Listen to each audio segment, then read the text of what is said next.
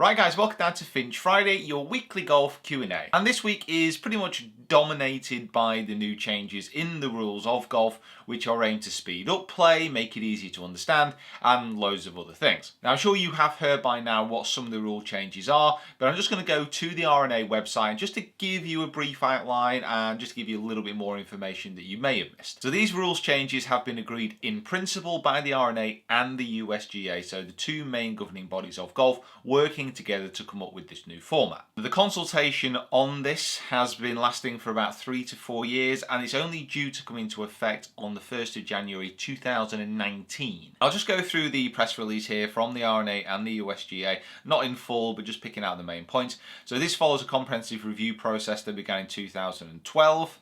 It's one thing, the Royal NH and the USGA, they certainly do like to take the time. While the rules are revised every 4 years, this is the first fundamental change since 1984. David Rickman, Executive Director, Governance of the R&A, said our aim is to make rules easier to understand and apply for all golfers. It's important that the rules continue to evolve and remain in tune with the way that the modern game is played, but we have to be careful not to change the game's long-standing principles and character. And here's where we get into the real meat of it. So the proposed 24 new rules are reduced from the current 34. So they've just taken away 10.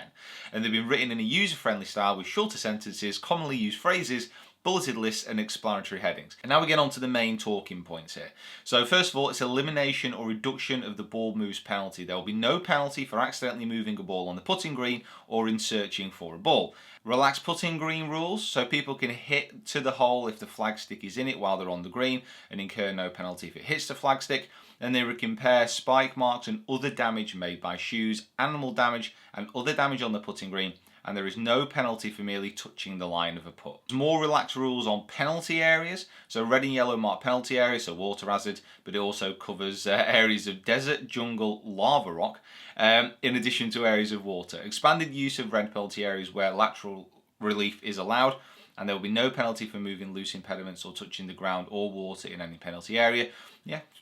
Relaxed bunker rules, so there won't be any penalty for grounding your club in the bunker as long as it's not directly behind the ball. So you're not going to be able to tap down the sand behind the ball. This is quite an interesting one actually. Relying on player integrity. A player's reasonable judgment when estimating or measuring a spot, point, line, area or distance will be upheld, even if video evidence later shows it to be wrong. An elimination of announcement procedures when lifting the ball to identify it to see if it's damaged. Now, pace of play support, this is titled on the press release, and this is something that the R&A and the USGA seem to really be going after. So it's a reduced time searching for a lost ball from 5 minutes down to 3, and affirmative encouragement of ready golf in stroke play, recommending that players take no more than 40 seconds to play a stroke, and other changes intend to help with pace of play. Now, the other changes include things like players not being able to line up their partners, or caddies not being able to line up their players, should I say, and also use of rangefinders is permitted unless there is a local rule stopping them being used. And the last one, which is a bit of an odd one, I don't know why this is necessary. A simplified way of taking relief. A new procedure for taking relief by dropping a ball and playing it from a specific relief area. Relaxed procedures for dropping a ball, allowing the ball to be dropped from just above ground or any growing thing or any other object. So it's got to just pass through air, but basically if the ground was here, you could drop it from that high. Some of the little things which aren't included in the main press release but are also very relevant. There's no penalty if you accidentally move your ball while searching for it. No penalties if the ball accidentally strikes you or a caddy, say in the PGA Tour events. You can take relief from an embedded ball anywhere in the general area, formerly through the green, of the course except sand. You can use a damaged club during a round. Now guys, I'm going to go through these, but while we're doing it, please comment below. Let us know what you think here. The R&A, the USGA, they've called this an online feedback process lasting over 6 months. So comment below. The feedback on all of this is going to be useful for everyone. I think it's well past time that it was implemented. I don't understand why they have to wait so long, but please comment below. So first things first, elimination or reduction of ball move penalties. So no penalty if the ball accidentally moved on a putting green or in searching. Yeah, I've absolutely no issue with this. I think a lot of these rules have been brought in to obviously stop people taking advantage. And you can imagine that at some time if someone was searching for their golf ball, no one's around them if they're feeling particularly horrible that day. They'd step on it and just, oh, accidentally kick it into a better lie.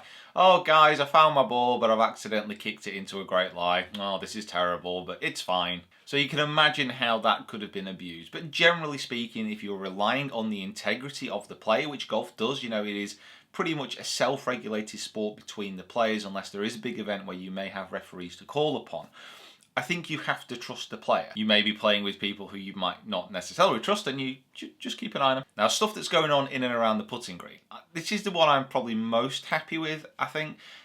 Hitting a putt to a hole with a flagstick in, it won't give you an advantage. The only time it gives you an advantage is if you hit it hard and it hits the middle of the pin and somehow stays in. There's conflicting evidence and there's conflicting reports on this about leaving the flag in to taking the flag out. Which one will give you more of an advantage of keeping the ball in the hole?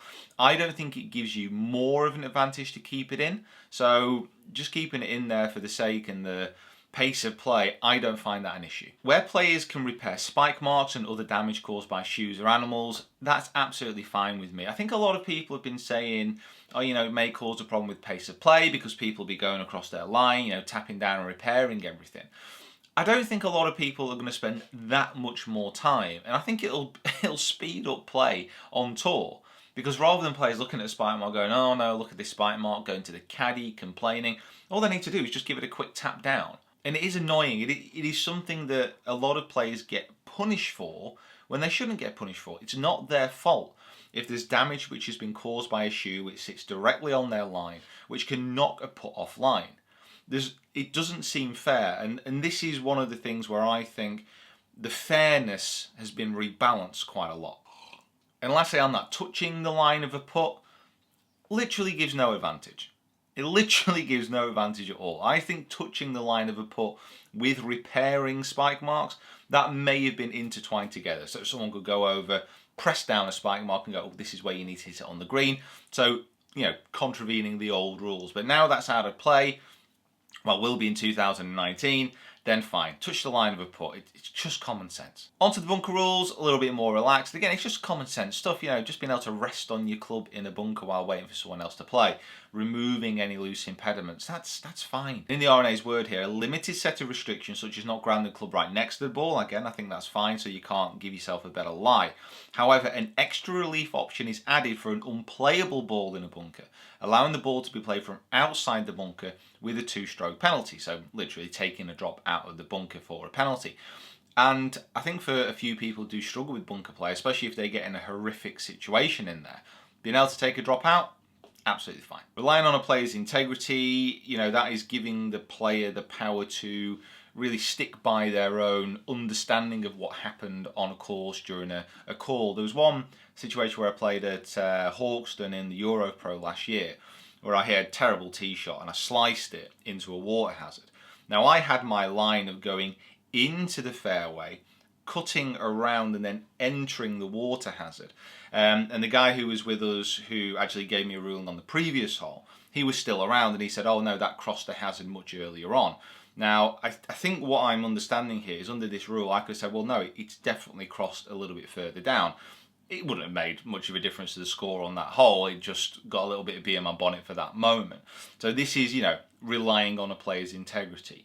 I think that's fine, but I can imagine in some situations, and I've known this from being a junior, if there is an overly powerful presence within your playing group and other people are quite timid, that player might be able to take advantage of a situation by forcing their decision on the group. But I think in general, players can be trusted, and most people who play with those players in competitions can also be trusted to say, listen, no, I think you're wrong. Reduce time searching for a ball, so down from 5 minutes to 3.